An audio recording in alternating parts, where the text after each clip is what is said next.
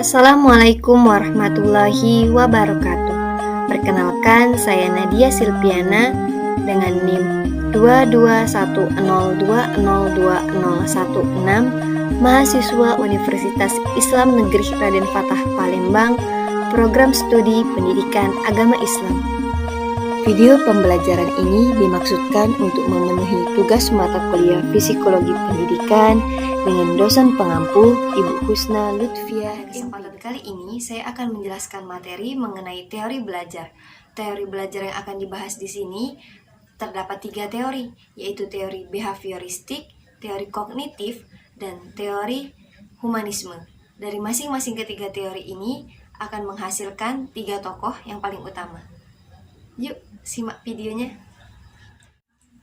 Jadi, teori yang pertama yang akan saya jelaskan di sini yaitu teori behavioristik. Jika dilihat dari kata kuncinya, teori behavioristik ini berasal dari kata behavior yang artinya perilaku atau sikap. Jadi, teori ini dalam teori pembelajaran menitik beratkan pusat perhatiannya itu pada perilaku yang dihasilkan oleh siswa. Jadi, teori ini mengandalkan hasil perubahan perilaku yang dapat diamati dari siswanya tanpa memperhatikan proses yang dilalui oleh siswanya. Nah, teori ini juga sering disebut dengan teori belajar. Teori ini hanya memandang individu itu dari satu sisi saja, yaitu dari sisi jasmani. Dia tidak memperhatikan sisi mental dari setiap individu. Jadi, teori behavior ini tidak mengakui adanya kecerdasan, minat, dan bakat serta perasaan individu dalam proses pembelajaran. Selanjutnya, siapa sih tokoh-tokoh yang menganut teori behavior ini? Jadi, tokoh yang pertama yang menganut teori behavior ini yaitu Ivan Pavlov. Ivan Pavlov ini terkenal dengan teorinya yaitu classical conditioning, yang artinya mengembangkan studi perilaku yang dikondisikan.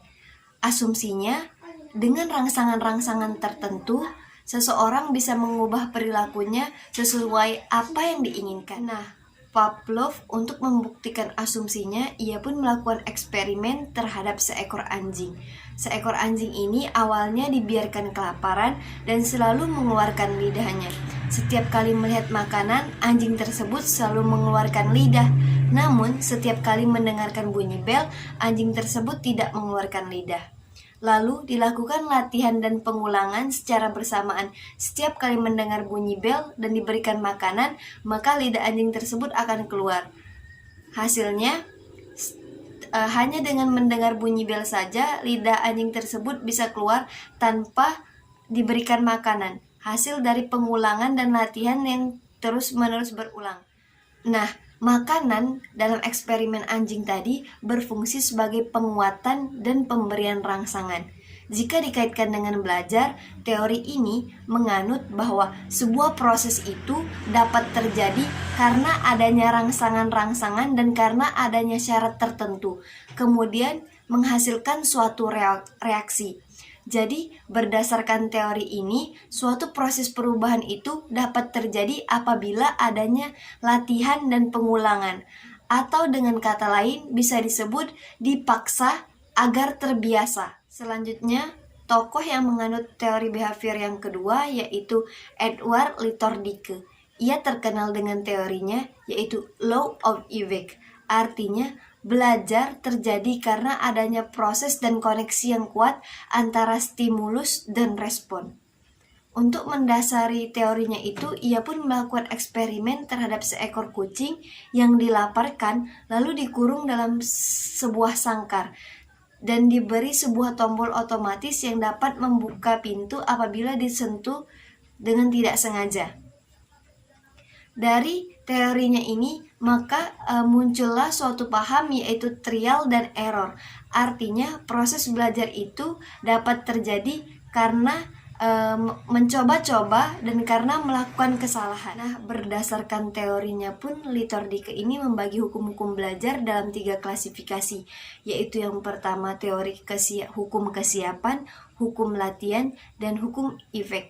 Namun seiring dengan berjalannya waktu, teori Sloterdijk ini mengalami revisi, yaitu yang pertama, stimulus pengulangan saja tidak dapat memperkuat hubungan antara stimulus dan respon.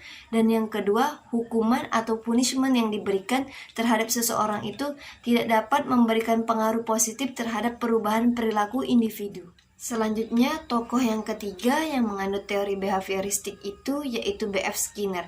B.F. Skinner ini terkenal dengan teorinya teori operant conditioning, yang pada intinya itu setiap manusia akan bergerak apabila mendapatkan rangsangan dari lingkungannya. Mendasari hal ini, ia pun melakukan eksperimen terhadap seekor tikus yang dilaparkan lalu dikurung dalam suatu tempat. Dan tikus tersebut akan berusaha mendapatkan makanan itu. Contoh pada manusia itu misalnya seorang anak ingin diberikan es krim oleh ibunya dan ia pun menangis. Namun ibunya itu tetap tidak membelikan es krim karena ibunya mengetahui ada kandungan yang tidak aman dari es krim tersebut untuk anaknya dan membiarkan anaknya menangis. Lama-kelamaan tangisan anak tersebut akan menjadi reda. Jika ibunya mengiyakan permintaan sang anak, maka menangis tersebut akan menjadi senjata bagi anak untuk menetapkan perilakunya, bahwa jika ia ingin menginginkan sesuatu, maka ia harus menangis dan berteriak-teriak. Jadi kesimpulan yang dapat diambil dari ketiga tokoh ini terhadap teori behavioristik ini yaitu teori behavioristik ini hanya berorientasi pada hasil perubahan individu yang dapat diamati saja. Dia tidak mempedulikan prosesnya. Hasil yang dapat diamati ini terjadi karena adanya pengulangan dan pembiasaan. Pengulangan dan pembiasaan ini tujuannya agar tercapai hasil yang diinginkan. Teori yang kedua yaitu teori humanisme. Jika dilihat dari segi bahasanya, humanisme ini berasal dari kata human yang artinya manusia. Jadi, teori humanisme ini menitik beratkan fokusnya itu pada kebebasan manusia, otonomi, dan nilai-nilai manusia guna mencapai seluruh potensi yang ada di dalam diri manusia. Nah, teori humanisme ini mencakup seluruh aspek baik fisik dan mental dalam proses pembelajaran seseorang, gunanya untuk memaksimalkan perkembangan dalam individu. Jadi tujuan dan fokus dalam teori humanisme ini yaitu agar kita ini mampu memanusiakan manusia dengan semanusia-manusianya. Jadi menurut teori humanisme ini, belajar itu akan berhasil apabila siswa itu sadar akan lingkungan dan dirinya sendiri. Dan teori ini juga berfokus pada gaya belajar siswa. Tokoh yang menganut teori humanisme ini yang pertama Abraham Maslow. Abraham Maslow ini mengembangkan teori piramid kebutuhan Maslow. Jadi berdasarkan teori dia ini bahwa setiap individu itu untuk mencapai kebahagiaan harus memenuhi kebutuhan akan dirinya sendiri. Berdasarkan teori Maslow ini, kebutuhan itu dibedakan menjadi 5 tingkatan. Jadi tingkatan paling tinggi itu merupakan tingkatan aktualisasi diri. Jika kita berhasil memenuhi piramid yang kelima ini, maka kita itu akan mencapai versi terbaik diri kita sendiri. Nah, jadi inti dari teori Maslow ini bahwa untuk mencapai kebahagiaan dan untuk mencapai versi terbaik diri kita itu, kita harus memenuhi kebutuhan pribadi kita. Kemudian harus merasa dicintai dan dihargai agar kita mampu memperoleh potensi diri kita secara penuh. Nah, teori yang kedua itu dari tokoh Carl Rogers. Jadi Carl Rogers ini berfokus pada pertumbuhan dan perkembangan dari setiap individu. Ia itu percaya bahwa setiap individu itu mampu untuk mencapai versi terbaik dari dirinya sendiri. Nah, jadi inti dari teori Carl Rogers ini yaitu bahwa setiap individu itu memiliki potensi yang luar biasa dan setiap individu itu mampu untuk menjadi lebih baik dan mampu untuk lebih bahagia dengan cara kita itu mampu menghargai diri kita sendiri, mencintai diri kita sendiri, dan memahami bahwa diri kita ini bisa berkembang menjadi versi terbaik dari kita sendiri. Jadi teori ini benar-benar memfokuskan manusia itu sebagai agen dari perubahan perkembangan, dan pertumbuhan. Teori yang ketiga itu, teori humanisme yang ketiga, yaitu menurut Arthur Combs. Jadi menurut Arthur Combs ini, teori humanisme itu memiliki dua konsep utama, yaitu konsep keteladanan dan konsep pendekatan kepribadian. Konsep keteladanan di sini yang dimaksudkan itu kita akan belajar apabila kita itu memiliki suri tauladan yang positif dan yang menginspirasi. Yang kedua itu konsep pendekatan kepribadian. Pendekatan kepribadian di sini kita itu harus memahami dan menghargai perbedaan yang ada dalam diri kita dengan diri orang lain. Kita harus memahami bahwa setiap orang itu adalah unik, setiap orang berbeda dari orang yang lain, dan setiap orang itu memiliki kemampuan belajar yang berbeda-beda. Jadi, kemampuan belajar di sini bisa disesuaikan dengan kebutuhan, minat, dan bakat per individu. Nah, jadi teori humanisme menurut Arthur Combs ini dapat disimpulkan bahwa kita itu akan belajar apabila kita ini memiliki tauladan yang positif dan inspiratif. Dan yang kedua itu kita harus memahami bahwa diri kita itu unik dan kita mampu mencapai versi terbaik diri kita. Nah, jadi kesimpulan dari teori belajar humanisme ini adalah bahwa setiap individu, setiap insan itu unik. Dan setiap insan itu mampu untuk mencapai versi terbaik dari dirinya sendiri. Teori belajar yang ketiga yaitu teori belajar kognitif. Teori ini menekankan pentingnya proses dalam sebuah belajar tanpa memperhatikan hasilnya. Artinya, teori ini menekankan kepada individu bagaimana caranya berpikir, bagaimana caranya mengingat, bagaimana caranya memahami sesuatu agar mencapai proses belajar secara mendalam. Tokoh yang menganut teori kognitif belajar ini yang pertama itu ada Kurt Lewin. Kurt Lewin ini terkenal dengan teorinya yaitu teori lapangan.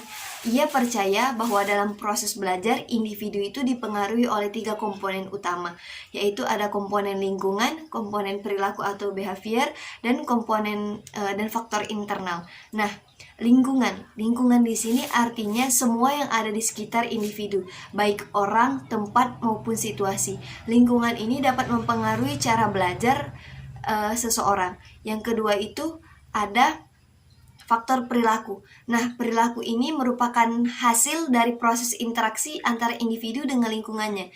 Jadi, saling terkait antara individu dan perilaku. Dan yang ketiga itu faktor internal. Faktor dalam diri dari diri manusia atau diri individu. Jadi, itu faktor yang termasuk dalamnya itu yaitu faktor emosi, faktor motivasi, dan faktor semangat dalam belajar itu sendiri.